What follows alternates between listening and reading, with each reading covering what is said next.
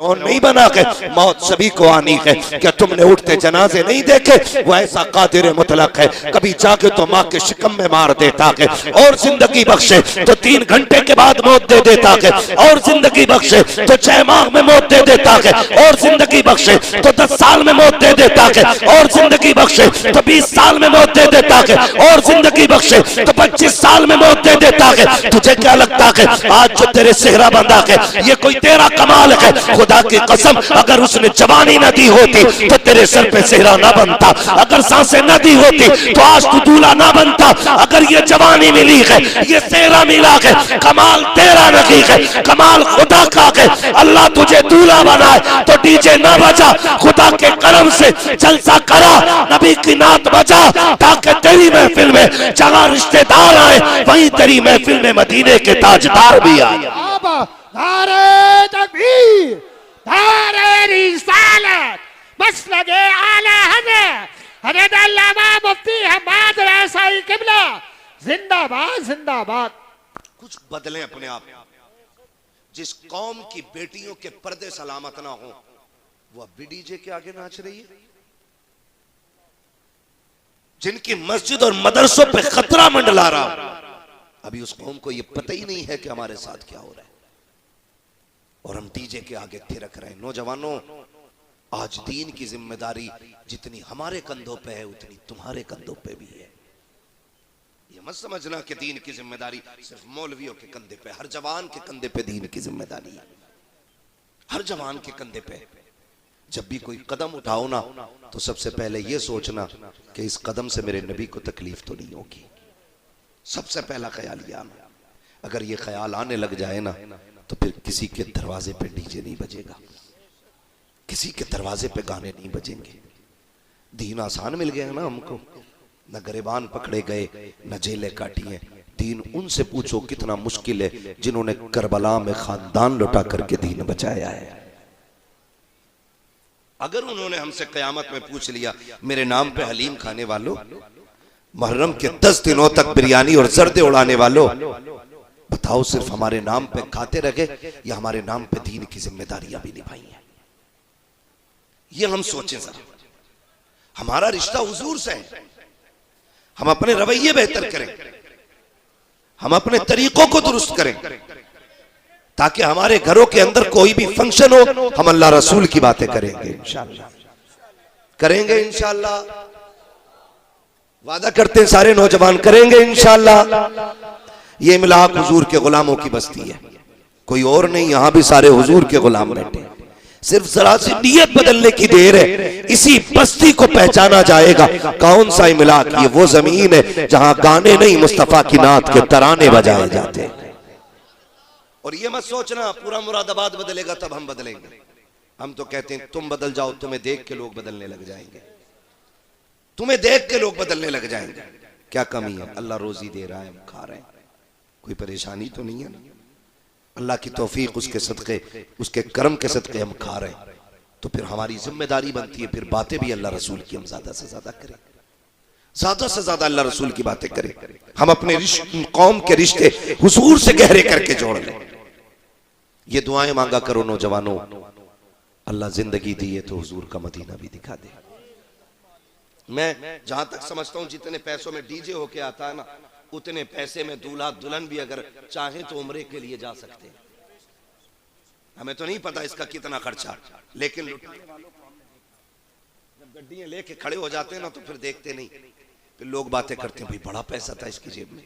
अल्लाह इतना पैसा देना, वो पैसा लगा के हुजूर के मदीने जाना, मदीने जाना, और समझ लेना ये तोहफा तुम्हें खुदा की तरफ से मिला है। वो कहा था कितने अमीर हो के मदीने न जा सके, जाते वही हैं जिनको बुलाते हैं मुस्तफा, जाते वही हैं जिनको बुलाते हैं मुस्तफा। पैसा वाला होना कमाल नहीं है, हुजूर का सच्चा गुलाम होना कमाल है। हाँ, जितने हम इधर उधर पैसे डालते ना उतना ही पैसा हुजूर के दीन के लिए लगाएं, हुजूर के दीन के लिए अपनी आखिरत को बेहतर करने की कोशिश करें। रोका जाता है, बातें होती हैं, नहीं नहीं इतना क्या जरूरत है जलसा करने की, क्या जरूरत है इतनी रात तक जागने की। ओ भाई, इस महफिल के बारे में फरमाया गया कि जो हुजूर की महफिल में आ जाता है अल्लाह हराने वाले को बख्श दिया करता है। बेशक ये बख्शिश का मकाम है, ये बख्शिश का मकाम है। यहाँ के बैठो अल्लाह मगफिरत फरमा देता है। और कोशिश ये करें नीयतें अच्छी रखें, नीयतें नेक रखें, नेक रखें। आज तो तमन्ना ही नहीं है, 10 लाख मकान में लगा के कह रहा दुआ करो मदीना देखाऊं, चला जा भाई, कह रहा हिसाब नहीं है। वो जो 18 लाख लगाए हैं पत्थर में तूने, फिर तुझे जाने की मोहलत नहीं मिली। ये तो मक्कारी है बिला वजह की। 10 लाख मकान में लगा के कह रहा है उम्रे के लिए दुआ कर देना। उम्रे का खर्च कितना है? कम से कम 60,000 से लेकर के 1.5 लाख तक। अगर आप वीआईपी कोटे से भी जाएं तो 1.5 लाख तक इतना खर्च है ना। तो 10 लाख मकान में लगा के कह रहा दुआ करिए, बड़ी याद आती है हुजूर की। जहां सैयद साहब ने पढ़ना शुरू करा, मेरा दिल तड़प रहा है, मेरा जल रहा है सीना। कह रहा काश मैं भी मदीने चला जाऊं। खुदा के बंदे, तूने जो 10 लाख मकान में लगाए हैं ना, इसी के 1 लाख निकाल लेता तो आराम से हुजूर का मदीना देखा था। बुला के कहता लोग हर तरह के मिलते, कोई कहता हो मौलाना तुम्हें वो दिखाएं 3री मंजिल, 4थी मंजिल में कौन सा पत्थर लगा के, 5वीं मंजिल दिखाएं। फिर उसके बाद कहता आखिरी तमन्ना रह गई है हुजूर का मदीना भी देख लें। बड़ी हैरत होती है, 10-15 लाख नहीं बल्कि करोड़ों बिल्डिंगों में लगाने वाले जब मदीने का नाम आता है अफसोस करके कहते हैं अफसोस मदीना जाने का रास्ता नकी बन रखा है। खुदा की कसम खा के कहता हूँ, एक रात रो के दिखा, आका से कह दे मुस्तफा मुझे आना है। अगर वो इशारा कर देंगे अगला साल नहीं आएगा, इसी साल तुझे खुदा मदीने का सफर अता फरमाएगा। नारे तकबीर, नारे रिसालत, बस लगे आला हज़रत सरकार की आमद। हज़रत अल्लामा मुफ्ती हम्माद रसाई किबला जिंदाबाद। हमारे पास डीजे में लगाने के लिए पैसा है, डीजे में लगा दे, गारंटी है मेरी। लगे किसी को कड़वी, डीजे किसी रिश्तेदार का है, बोलो उसमें गया हुआ पैसा अब्बा को मिलेगा, मां को मिलेगा, किसी रिश्तेदार को। पूछो इन उलमा से, ये जिम्मेदार लोग, ये काबिल तरीन लोग सारे बैठे, इनसे पूछो उसका पैसा क्या, कहेंगे सारे ही हराम। ठीक है ना, वो पैसा किधर गया? तुम्हारा 50,000 गया ना, गया हराम में। लेकिन बड़ा अफसोस होता जब इसी कौम का कोई रिश्तेदार ना हॉस्पिटल में भर्ती हो और उसे पैसे की जरूरत पड़ जाए तो रिश्तेदार फोन बंद कर लेते हैं, कहीं हमसे पैसे ना मांग ले। सगी बहन फोन बजा रही है तो बच्चे को फोन दे देते हैं, उससे कहते कह दे अब्बा घर नहीं है। हम जो कौम सगे रिश्तेदार को 1,000 रुपए दवा के लिए ना दे सके, उसे गैरत नहीं आती, वो डीजे में लाखों रुपए में आग लगाती है। जीने कहा गया मैं, आज कोई गरीब रिश्तेदार हॉस्पिटल में, कल हम भी तो हो सकते हैं। और दौलत ये कभी किसी की नहीं हुई है, इसे आने में तो देर लग जाती है लेकिन जाने में देर नहीं लगती। हमने बड़े बड़े अमीरों को नंगे पैर रोड पे चलते देख लिया कि आज उनके पास खरीदने के लिए जूते नहीं, पैसे नहीं उनके पास वो खरीद ले, वो कल गाड़ियों में घूमते थे। हाँ, लेकिन हम बिगड़ रहे ना। जरा सा धनिया क्या आ गया, पूरी ताकत दौलत की दिखाएंगे तमाशा बना करके। तुम्हें क्या लगता है सिर्फ इमलाक देख रहा है, सिर्फ मिलक मुरादाबाद देख रहा है? नहीं, खुदा की कसम जो अय्याशी बदमाशियों में पैसा लगता है, इसे सिर्फ इमलाक वाले नहीं बल्कि मदीने वाले भी देख रहे हैं, करबला वाले भी देख रहे हैं, नजफ अशरफ वाले भी देख रहे हैं, उहद और खैबर वाले भी देख रहे हैं, बद्र के मैदान के शहीद भी देख रहे हैं। सबकी नजरें होती हैं। अब जरा बताओ तो सही, हम जो पैसे लगाया करते हैं, आज हालात ये है कि हम नाजायज चीजों पे पैसा लगा लेते हैं। जब जायज की बारी आती है फोन बंद करके बैठ जाते हैं। हाथ जोड़ के तुमसे कहता हूँ, किसी की जरूरत पे काम आ जाया करो, वरना वो दिन जिंदगी में आएंगे एड़ियां रगड़ के मर जाओगे, कोई एक घूंट पानी पिलाने वाला नहीं होगा। अल्लाह ने बड़े बड़ों की अकल निकाल दी है। वो कहा था किसी ने, हुए नाम पर बेनिशां कैसे कैसे, जमीन खा गई आसमां कैसे कैसे, तेरी मेरी औकात क्या है। बड़े बड़े पैसों वाले आज आज मनो मिट्टी के नीचे लेटे हुए गए, अल्लाह ने तुझे दौलत से नवाजा गए तो उस दौलत का इस्तेमाल नाजायज जगह ना करना। खुदा तौफीक दे। गरीब बहन है उसके बच्चों पे खर्च करो, गरीब भाई है उसकी औलाद पे खर्च करो, गरीब रिश्तेदार है उनके ऊपर खर्च करो। खुदा की कसम जब तुम ये खर्च करोगे जाये नहीं होगा, उन पर एक लगाओगे, खुदा बदले में तुम्हें 10 लौटा के दिखाए। सुभान अल्लाह। नारे तकबीर, नारे रिसालत, मसलके आला हजरत हजरत अल्लामा मुफ्ती हम्माद रजा मुरादाबादी, उलमाए अहले सुन्नत। सुभान अल्लाह। करें भाई खर्च ऐसी जगह करेंगे इंशाअल्लाह, सुभान अल्लाह। सारे वादा करें इंशाअल्लाह। हाथ नीचे, कुछ लोग दाल में काला है, चेहरे पहचान लो जो अब भी रिश्तेदारों की मदद करने तैयार नहीं, करेंगे मदद इंशाअल्लाह। खुदा सलामत रखे। उम्मीद है ये हाथ उठे अल्लाह ने कबूल कर लिए। एक बंदे ने भी रिश्तेदार की मदद कर ली ना तो भाई सरफराज तेरा जलसा करना कामयाब, हमारा बोलना कामयाब हो जाएगा। बाबा बाबा जिंदाबाद जिंदाबाद। करेंगे इंशाअल्लाह मदद। इंशाअल्लाह। मदद की आदत डालें, आदत डालें। और हमारी कौम देखे नोते चलते, नोते शादी में खा के 1000 दे दे। क्यों 1000?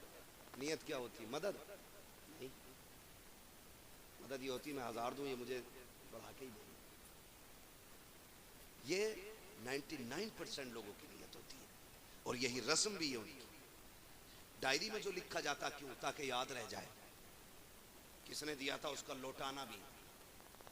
मैं कहता हूं अगर देना ही है ना तो फिर आप अपना पैसा न्योते में ना दें, उसी पैसे को, उसका आधा ही पैसा जेब में डालें, हॉस्पिटल का चक्कर लगाएं। कितने गरीब ऐसे हैं जिनके पास 5 रुपए की गोली लेने की दवा नहीं, पैसा नहीं, और कितने गरीबों को बेड नहीं मिलता क्योंकि उनके पास पैसा नहीं बेड चार्ज देने का। और हम वीआईपी गद्दों पे लेट के कहते हैं जी हमसे नेक कोई नहीं। नेक कौन है ये फैसला तो रब करेगा, लेकिन हम अपनी सी कोशिश तो करें, अपनी सी कि ये मुश्किल काम होते हैं, लेकिन याद रखिएगा इन्हीं मुश्किल कामों के सदक़े में अल्लाह ने जन्नत का बदले में रखी है। बदलें अपने तरीके और ये खर्च करने की आदत डालें। हॉस्पिटल में जाके देखो लोग बैठे हुए बाहर, इंजेक्शन का पैसा नहीं है, किसी के पास इतना पैसा है कि डीजे में लाखों लगा रहा है और किसी गरीब के पास 5 रुपए नहीं है। अगर अल्लाह को बुरी लग गई ना तो घुटनों पे लाके डाल देगा, घुटनों पे। नाशुक्री ना करना उसकी दी हुई दौलत की। वो जब घुटनों पे लाके डालेगा कोई उठाने वाला नसीब नहीं होगा। गलत कह रहा हूं मैं? यकीन ना हो हॉस्पिटल में जाके देखो, आईसीयू में बड़े बड़े पैसों वाले पड़े, मास्क लगाए, लेकिन डॉक्टर कह रहा है नहीं इनसे कोई नहीं मिल सकता। भाई ये तो करोड़पति है, का होगा करोड़पति, लेकिन इससे कोई नहीं मिल सकता। रिश्तेदार जूस ला रहे हैं, फल ला रहे हैं, डॉक्टर कहता नहीं अब हलक से नहीं उतरेगा। बंद करने का उसका मतलब ये नहीं तुम्हारे गले बंद कर देगा, वो बंद ऐसा करता है सब कुछ होते हुए भी तुम्हें खाने नहीं देगा। ऑक्सीजन लगी है आंखों में, जो कल तक रोड पे खड़े होकर किसी गरीब को निकलने नहीं देते थे, आज हालत यह है तरस रहे कि बूंद पानी को, जीभें निकल रही हैं पानी पानी। डॉक्टर कहता तेरी सेहत के खिलाफ है, पानी नहीं दिया जा सकता।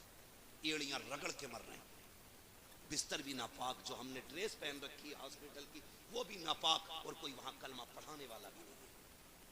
कितनी बेबसी की मौत है, कितनी बेबसी की मौत है। कितने साल जी लोगे? 50 साल, 100 साल, 200 साल, 500 साल, 1000 साल, आखिर मरना है। आखिर बोले आखिर कितना भी जी लो, आखिर मौत आ गई। एक दिन ऐसा भी आना है, आज ना घंटे घंटे ना, कभी सूट पहन रहा है, कभी बूट पहन रहा है, कभी बालियों, कभी यूं, कितने कट निकाले हमने ताकि जिंदगी बेहतर हो। एक कट ऐसा नहीं लिया जिससे हमारी मौत बेहतर हो जाए। मरने के बाद मैं भी चाहता हूं कोई ऐसा बंदा है जो एक बार में बख्शवा के चला जाए। आप भी चाहते हैं, लेकिन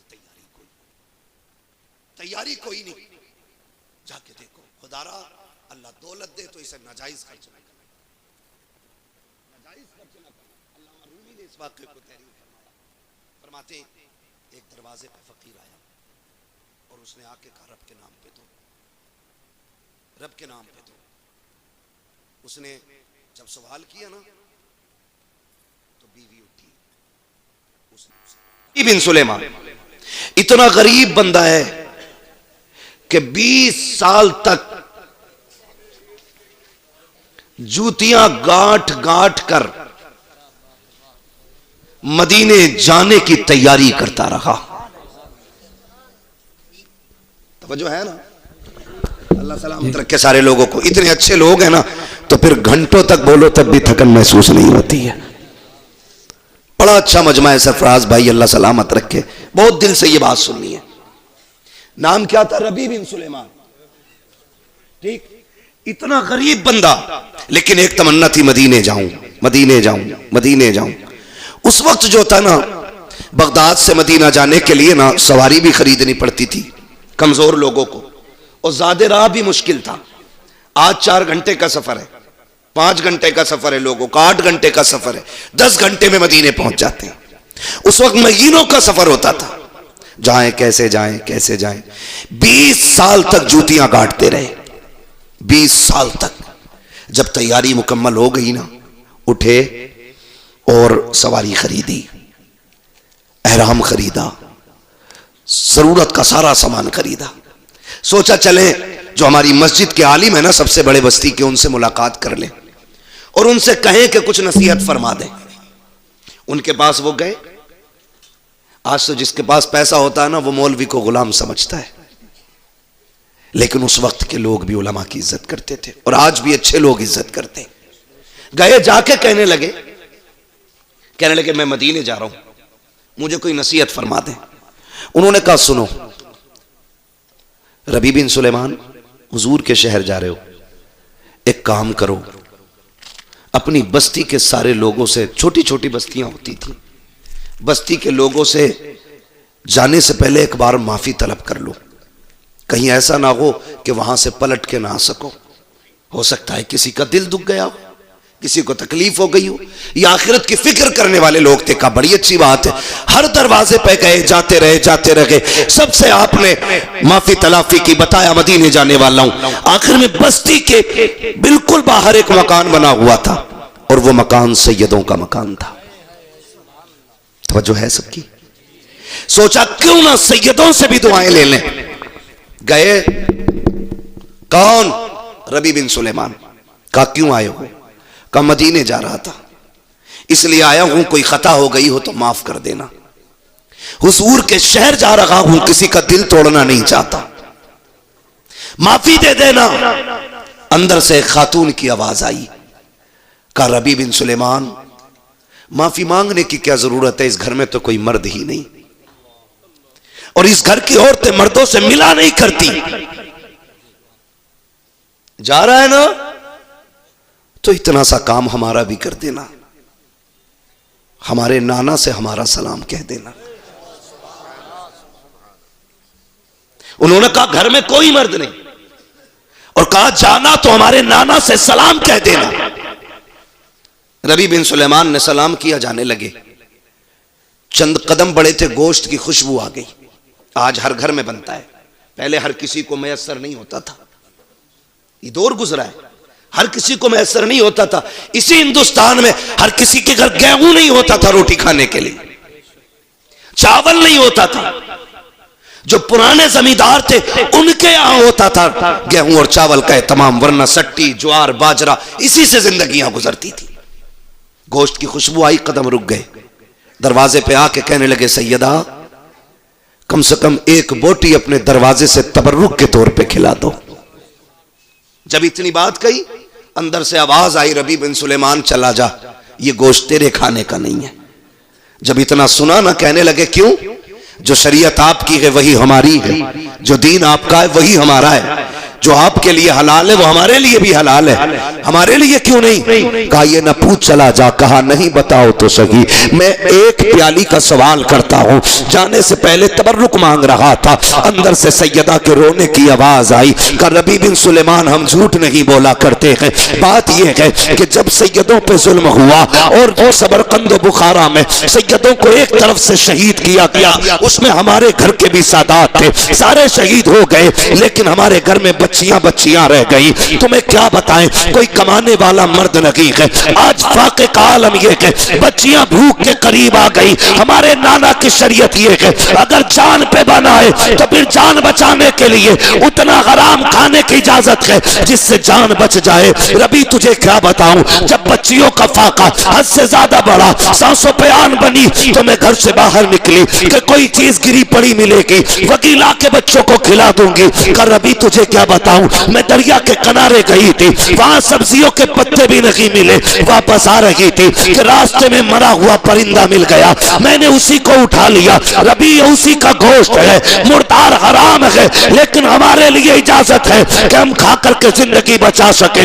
इतना सुना के रबी बिन सुलेमान ने आंखें मसली है, रोते हुए वापस आते हैं। आकर के अपनी सवारी को बेचा, हज के सामान को बेचा और सारे पैसे को इकट्ठा किया। बीवी कहने लगी मेरे सरताज तुम तो हज के लिए जा रहे थे, ये सब क्या कर रहे हो? कहा बीवी मुझसे ना पूछ, अब इससे भी ज्यादा जरूरी काम आ गया है। रबी बिन सुलेमान ने सारी पैसे को उठाया, सैयदा की चौखट पे दे के आ गया। बीवी ने कहा क्यों नहीं जाते हज को? कहा क्या जरूरत है, अल्लाह पैसे देगा, हज फिर भी हो जाएगा। मुझसे ज्यादा जरूरत के हकदार मुस्तफा के घर वाले, उनकी बेटियां थी, ये पैसा उन्हें दे दिया। अल्लाह चाहेगा घर रहते हुए हज का सवाब अता फरमा दे। बाबा नारे तकबीर, नारे रिसालत, मसलके आला हज़रत हज़रत अल्लामा मुफ्ती हम्माद रज़ाई किबला, नारे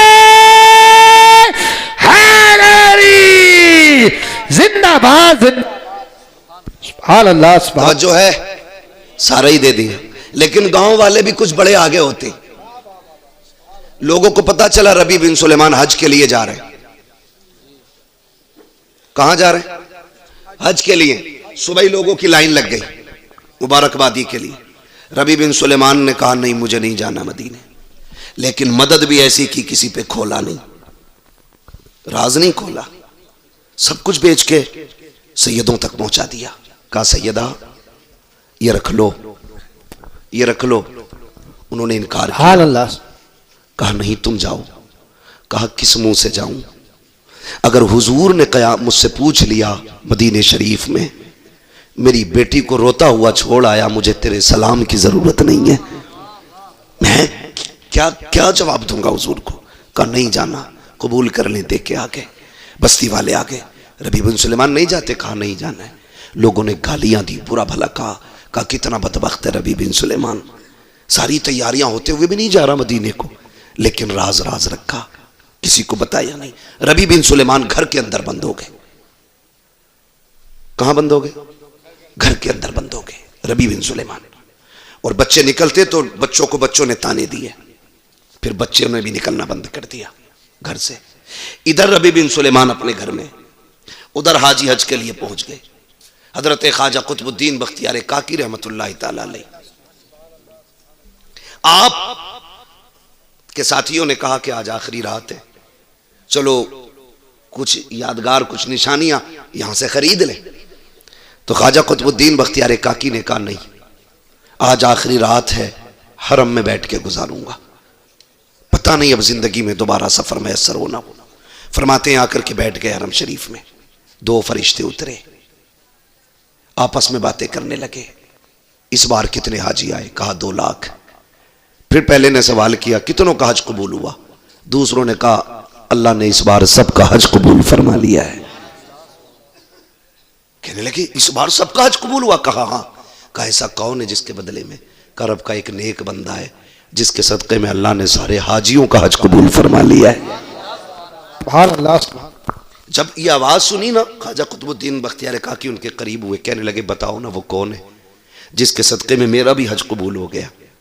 उन्होंने कहा उस बंदे का नाम रबी बिन सुलेमान है। कहा कौन से खेमे में मिलेगा? कहा वो आया नहीं है। ख्वाजा कुतुबुद्दीन बख्तियार काकी की आग निकल गई।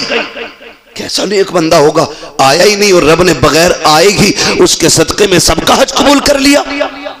कहा फिर मिलेगा कहाँ? कहा चले जाओ, बगदाद की फला बस्ती में रहता है। दोस्तों ने कहा चले हिंदुस्तान? कहा नहीं, मुझे पहले अपने उस नेक दोस्त को जाके देखना है जिसके सदके में रब ने मेरा हज कबूल किया है। नाम पूछा, जो बताया था एड्रेस, उस जगह पे पहुंच गए। लोगों से पूछा रबी बिन सुलेमान कहाँ है? ख्वाजा कुतुबुद्दीन बख्तियार काकी एक मोतबर बड़ी मशहूर शख्सियत थी। नाम बताया, कौन? कहा मैं फला हूं। सबने कहा हुजूर आप और उस शख्स से क्या मिलना?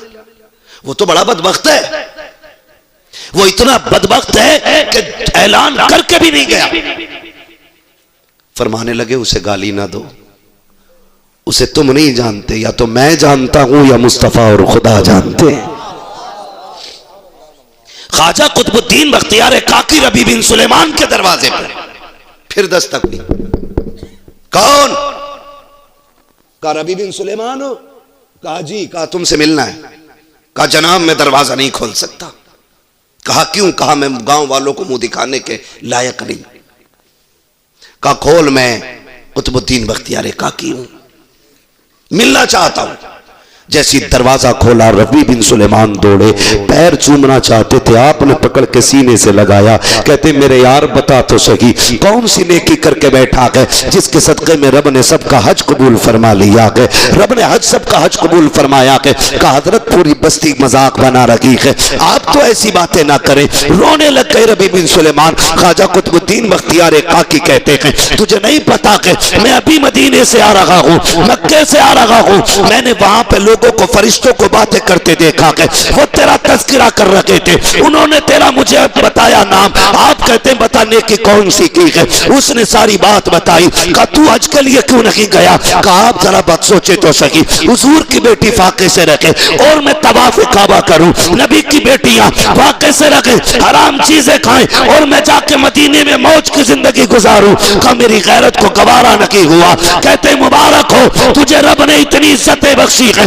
तेरे सदके में हज कबूल हो गया है। ये कह के जाने लगे। रबी बिन सुलेमान ने कहा था हजरत जाते रहे हो, बाहर किसी से ना बताना वरना लोग मजाक बनाएंगे, बहुत हंसेंगे। कहा ठीक है मैं जा रहा हूँ।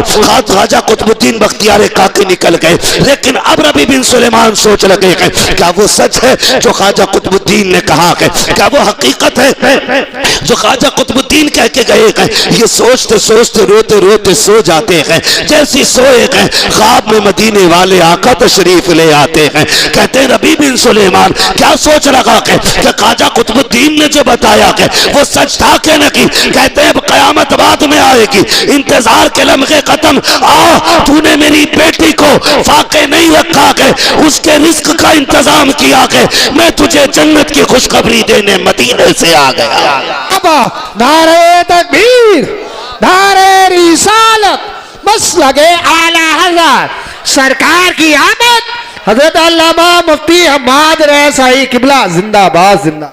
ये होती हैं लम्हों की नेकियां, सदियों की इबादत पे भारी पड़ जाती। करें हम नेक काम, और ये कोई मुश्किल नहीं हमारे लिए। हम इंसान हैं, मुश्किल नहीं है। अल्लाह ने इतना आसान बना दिया, उसको इतना आसान कर दिया, आप खर्च करें। और बात यही नहीं है, याद रखिएगा ये जो दिया हुआ होता है ना, लुटाया हुआ, ये बड़ा काम आता है, बड़ा काम आता है। एक बात और कह दूं, जहां दवाएं फेल हो जाती हैं वहां से दुआएं काम शुरू कर देती हैं। समझ रहे मेरी बात? जहां दवाएं फेल हो जाती हैं वहां से दुआएं काम करना शुरू कर देती। लेकिन शर्त है दुआ लेने वाला बंदा होना चाहिए। आज दुआ लेने के आदी नहीं है। बहन को भी दे रहा है तो जता के दे रहा है, भतीजों को भी दे रहा है तो जता के दे रहा है। मैं गलत कह रहा हूं? जब किसी का भाई इंतकाल कर जाए, यतीम भतीजे छोड़ के गया हो ना, बच्चे यतीम अपने, तो सगा भाई ना तीजे 40वें तक भतीजों को गोद में यतीमों को बैठा के रखता है, और 40वें के बाद अपने बच्चों को भी ना उन यतीमों के सामने खाने नहीं देता है। यार दिखाने के लिए किया तो क्या किया जमाने को। उन्हें दिखाओ ना जिनके सदक़े में कायनात बनाई गई है। हुजूर को दिखाने के लिए होना चाहिए, दुनिया को दिखाने के लिए नहीं। कितने यतीम ऐसे हम ये कंडीशन हमारी है, 40वां हो सारे रिश्तेदार आते हैं ना, 10वें 40वें में। इन बड़ी फातह के मौके पे ना बड़ा प्यार दिखाते हैं, कहते लोग आके ना सबसे पहले पूछते हैं फलां के बच्चे किधर हैं, क्योंकि हमदर्दी होती है दिली ना यतीमों से। अल्लाह ने एक जगह रखी है दिल में यतीमों के लिए, लेकिन कुछ लोग उस जगह का दरवाजा ही बंद रखते। साहब बंदा के कहता फलां के बच्चे किधर है, कितने बच्चे छोड़ के गया यार, कहते 3 बच्चे छोड़े, 1 बेटी है 2 बेटा है, तो सब देखना चाहते हैं। तो वो चचा की गोद में होते और चचा कह रहा होता जी आज से मैं इनका बाप हूं, कोई दिक्कत नहीं है, अपने बच्चों को भूखा सुला दूंगा लेकिन इन्हें नहीं।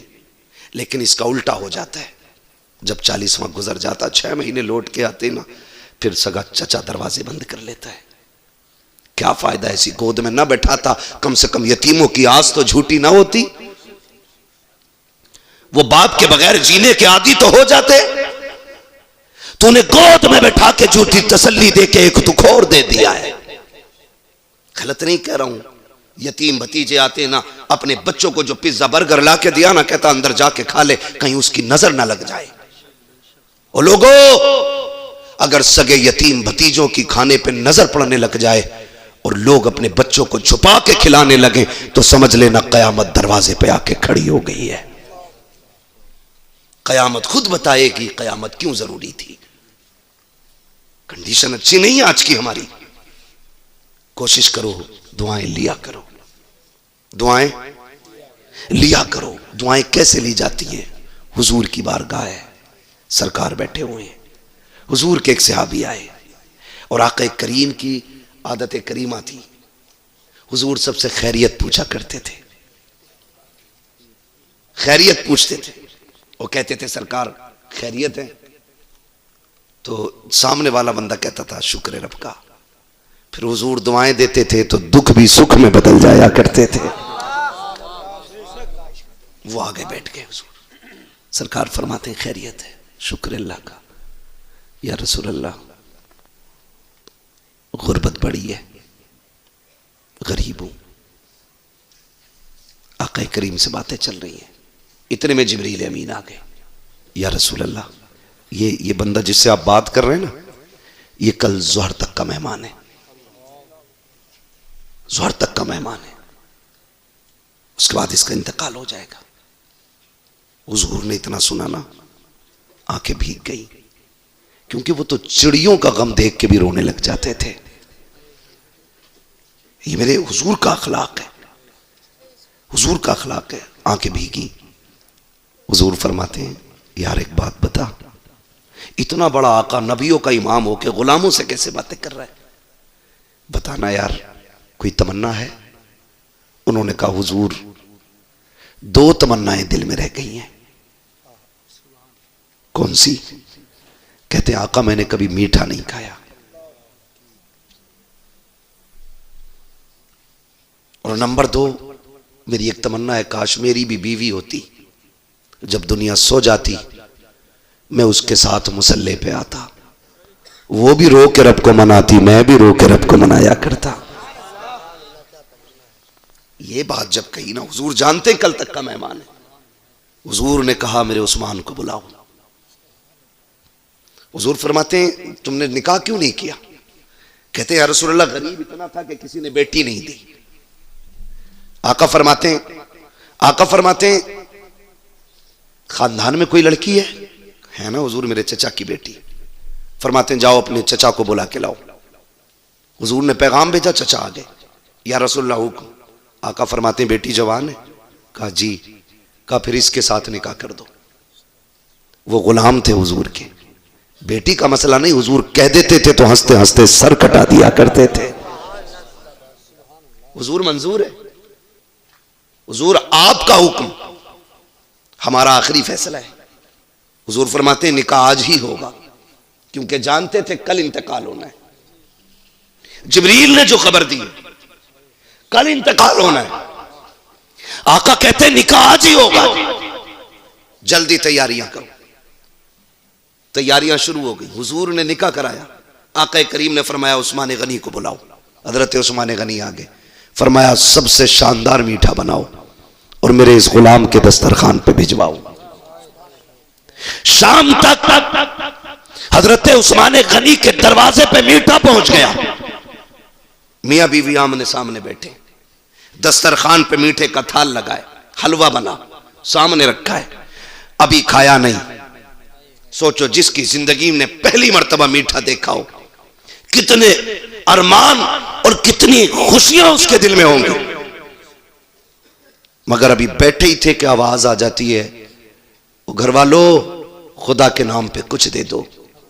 इस गरीब के घर हलवे के सिवा कुछ भी नहीं था, और हलवा भी वो जो जिंदगी की बड़ी अहम तमन्ना थी। जैसे गरीब ने दरवाजे पे फकीर ने आके कहा है कुछ है तो खुदा के नाम पे दे दो। बीवी ने शोहर को देखा, शोहर ने बीवी को देखा, मुस्कुराए, कहने लगे मैं अपना हिस्सा देना चाहता हूँ। बीवी ने कहा फिर मैं तुमसे कम थोड़ी हूँ, मेरा भी लेके चले जाओ। पूरा तबाक उठाया, उठा करके गरीब को दे दिया। गरीब ने कहा मालिक इनकी जिंदगी में बरकतें अता फरमा दे। गरीब तो लेकर के चला गया। जब अगला दिन आया, मेरे मुस्तफा ने एक सहाबी को बुलाया, कहा जाओ फला के दरवाजे पे चले जाओ और दाएं बाएं रहना, दोपहर तक इंतजार करो। अगर उसके घर से रोने की आवाज आ जाए फौरन मुझे आके खबर कर देना। वो सहाबी दोपहर तक बैठे रखे, कोई रोने की आवाज नहीं आई। जोहर पढ़ने हुजूर के पीछे आए, आका फरमाते क्या हाल है? सरकार सारे खुश हैं, सारे लोग खुश हैं, कोई नहीं रोया। आका कहते फिर जाओ। फिर जोहर से असर तक बैठे गए,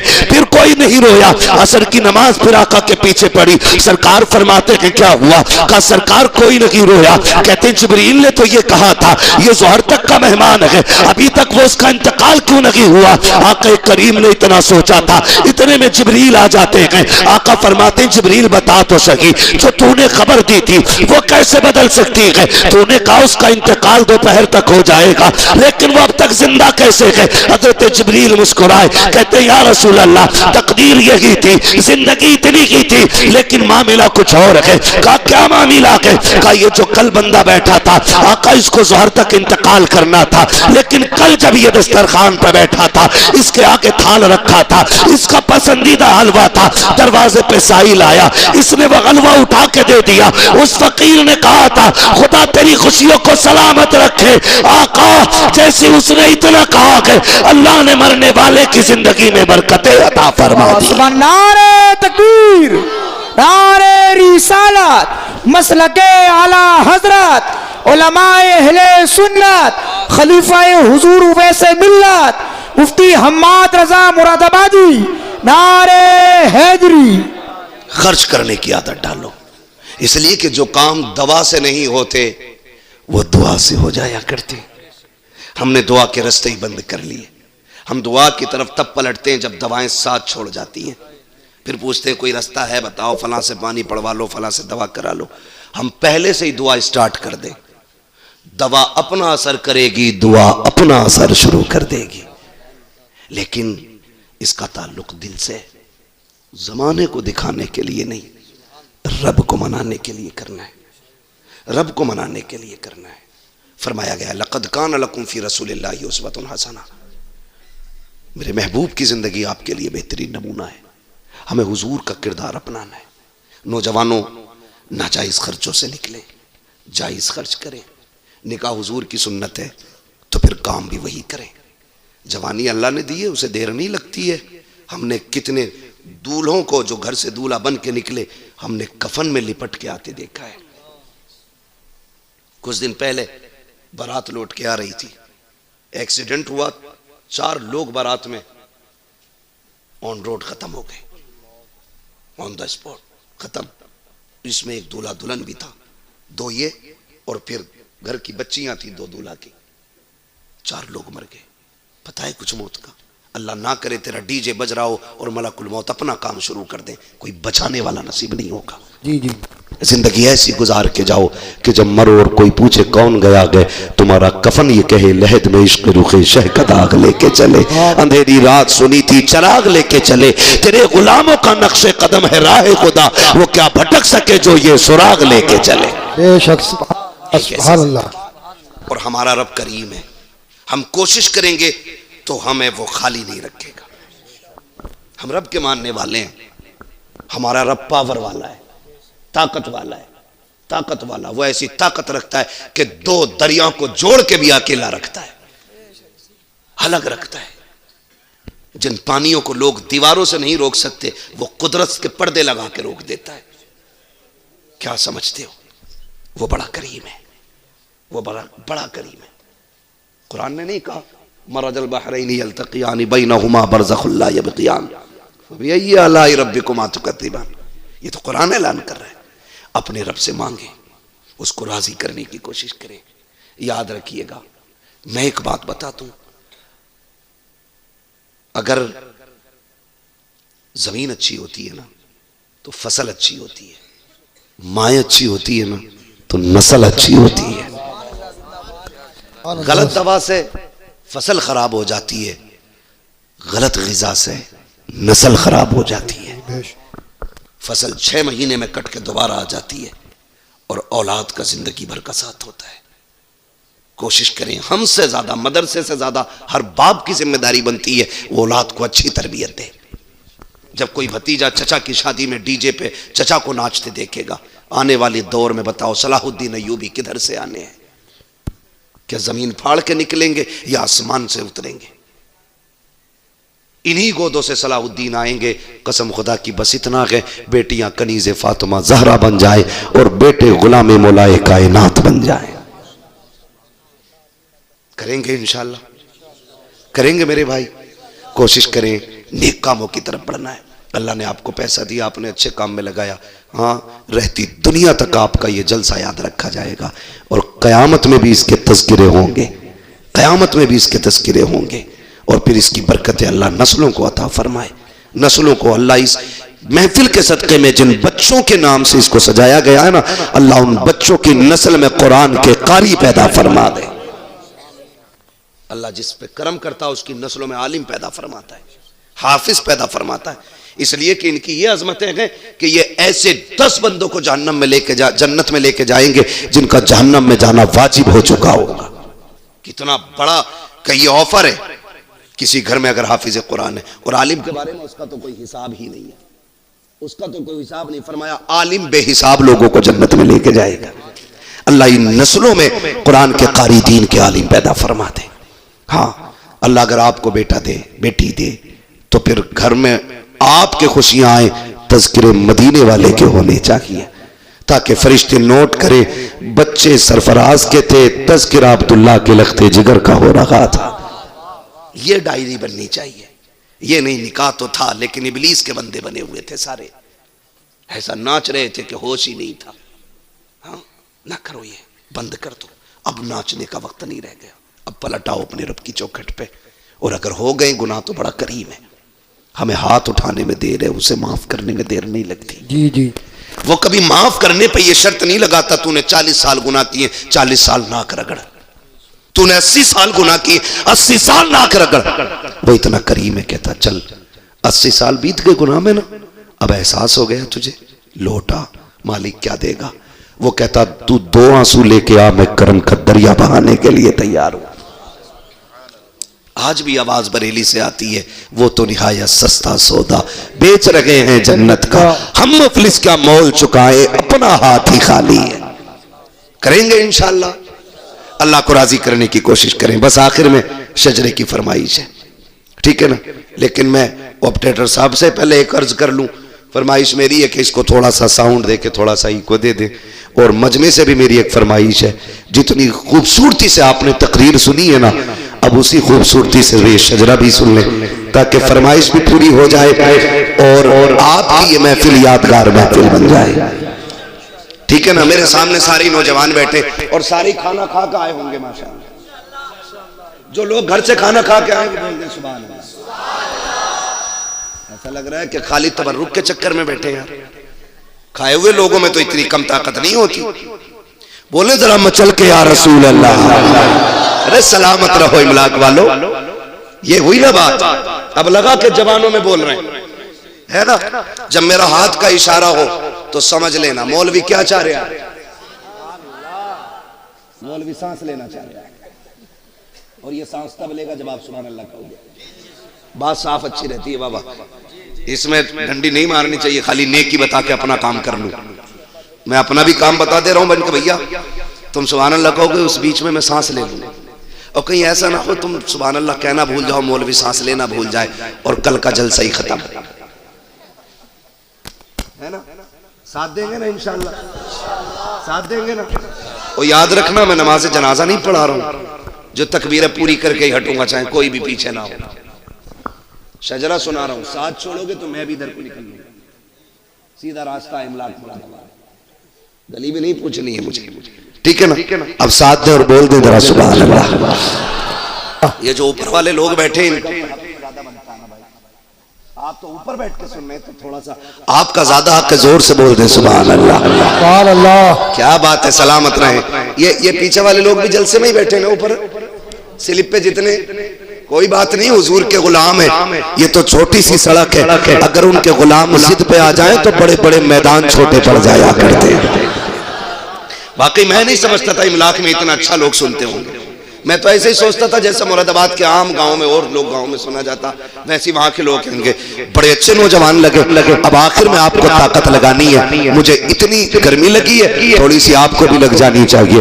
अब कितनी जोर से बोलेंगे, बोल के दिखाएं और जोर से। आदम के बेटे शीश, शीश के बेटे अनस, अनस के बेटे कैनान, कैनान के बेटे मेलाइल, मेलाइल के बेटे ब्यारत, ब्यारत के बेटे इदरीस, इदरीस के बेटे मुतवश्शिर। सुभान अल्लाह, सुभान अल्लाह। उसी वक्त हाथ उठे, उसी वक्त आपको बोलना जब मैं इशारा करूं, वरना सारा शजरा शोर में निकल जाएगा। ये भी सुनना है और सांस लेने के लिए सुभान अल्लाह भी बोलना, ठीक है ना? जो मेरे भाई खड़े, इनका तो कहने ही क्या है, मैं इनको मुबारकबाद देता हूँ। सबने बैठ के हुजूर की बातें सुनी है, ये शुरू से खड़े होकर हुजूर की बातें सुनने, अल्लाह और ताकत अता फरमा दे। हाँ, ये बैठे हुए वाले करे हमें दुआ नहीं दी, चेयरमैन तो चेयरमैन ही होता भाई, है ना? आपको क्या टेंशन, आप तो बैठे ही कुर्सी पे, मगर कुर्सी ज्यादा दिन नहीं टिकती है। दुनिया को बता दो ये 5 साल चलती है बस, अगर काम अच्छा नहीं किया तो गिर जाते, काम सही करोगे तो फिर डंडी मार के काम नहीं होना, ठीक है ना? तो फिर बोल दे आदम के बेटे शीश, शीश के बेटे अनस, अनस के बेटे कैनान, कैनान के बेटे मेलाइल, मेलाइल के बेटे ब्यारत, ब्यारत के बेटे इदरीस, इदरीस के बेटे मुतवश्शिर, मुतवश्शिर के बेटे लमकने के नाम, लमकने के नाम के बेटे नूह, नूह के बेटे साम, साम के बेटे जुल्हाद, जुल्हाद के बेटे सालेह, सालेह के बेटे आबिर, आबिर के बेटे दाता, दाता के बेटे रावा, रावा के बेटे सारू, सारू के बेटे नाखुर, नाखुर के बेटे तारिक, तारिक के बेटे इब्राहिम खलीलुल्लाह, इब्राहिम खलीलुल्लाह के बेटे इस्माइल सबीहुल्लाह, इस्माइल सबीहुल्लाह के बेटे केदार, केदार के बेटे अवाम, अवाम के बेटे हमल, हमल के बेटे साबित, साबित के बेटे सलमान, सलमान के बेटे रईसा, रईसा के बेटे इलियासा, इलियासा के बेटे ओदोद के बेटे हव्वा, हव्वा के बेटे अदनान, अदनान के बेटे मोहित, मोहित के बेटे नदान, नदान के बेटे मुदिर, मुदिर के बेटे इलियास, इलियास के बेटे मुदरिका, मुदरिका के बेटे खदीमा, खदीमा के बेटे किनाना, किनाना नदर, नदर के बेटे मालिक, मालिक के बेटे फार, फार के बेटे गालिब, गालिब के बेटे लुई, लुई के बेटे काब, काब के बेटे मुर्रा, मुर्रा के बेटे किलाब, किलाब के बेटे कुसई, कुसई के बेटे अपने मनाफ, अपने मनाफ के बेटे हाशिम है, हाशिम के बेटे अब्दुल मुत्तलिब है, अब्दुल मुत्तलिब के बेटे अब्दुल्लाह के, अब्दुल्लाह के बेटे मोहम्मद रसूलुल्लाह। नारे तकबीर, नारे रिसालत, नारे होशियत, मसलके आला हज़रत सरकार की आमद, दिलदार की आमद, जरा ऊंचा मानो, जरा झूम के मानो, फरमाना छोड़ो, नारे हैदरी या अली। बस मेरा वक्त तमाम हुआ, गुफ्तगू मुकम्मल हुई, पूरी गुफ्तगू का महसल सबक एक बार और दोहरा दूं, खामोश हो जाएं बस 1 मिनट। मैं 2 मिनट के अंदर अपनी पूरी तकरीर रिपीट कर रहा हूं। आपसे बस इतना कहूंगा, खुदा खुशियां दे किसी भी तरह की, तो हम शैतान को राजी नहीं करेंगे, रहमान को राजी करेंगे इंशाअल्लाह, ठीक है ना? दूसरी बात मेरी पूरी तकरीर की ये थी कि हम अपना पैसा जहां भी लगाएंगे जायज जगह पे लगाएंगे इंशाअल्लाह, इंशाअल्लाह। तीसरी बात ये थी, मैंने कहा था कि अपने इस पैसे को गरीबों की मदद में लगाओ, ठीक है ना। और आखिरी बात ये थी कि जो काम दवाएं नहीं कर पाती हैं वो काम दुआएं कर जाती हैं, ठीक है ना। पता नहीं कौन अल्लाह का नेक बंदा बैठा हो जिसकी आमीन कबूल हो जाए, दुआ मैं करूं सारे आमीन कह दें मिंबर से नीचे तक। अल्लाह सरफराज भाई के बच्चों की उम्रों में बरकतें अता फरमा दे। अल्लाह हर हादसे हर परेशानी से अल्लाह इनके बच्चों को महफूज फरमाए। और हमारे सरफराज भाई कभी कभी बीमार रहते हैं, अल्लाह इमाम ज़ैनुल आबिदीन के सदक़े में इन्हें शिफा अता फरमा दे। खातून जन्नत के सदक़े में अल्लाह जितने भी आए हैं सबको मुस्तफ़ा का सच्चा वफादार बना दे। बस जो हुए अगलात उनको माफ फरमाए रब्बे कायनात। जिंदगी ने दिया साथ, फिर होगी मुलाकात। चमन रहा फूल खिलेंगे, जिंदगी रही फिर मिलेंगे। मुसाफिर हैं हम भी, मुसाफिर हो तुम भी, किसी मोड़ पर फिर मुलाकात होगी। फकीरान आए सदा कर चले, सदा खुश रहो ये दुआ कर चले। सारे लोग कलमा शरीफ पढ़ लीजिए, ला इलाहा इल्लल्लाहु मुहम्मदुर रसूलुल्लाह अस्तगफिरुल्लाह रब्बी मिन कुल्ली ज़ंबिन व अतूबु इलैहि व अलैना इल्लल बलाग। अस्सलामु अलैकुम व रहमतुल्लाहि व बरकातहू।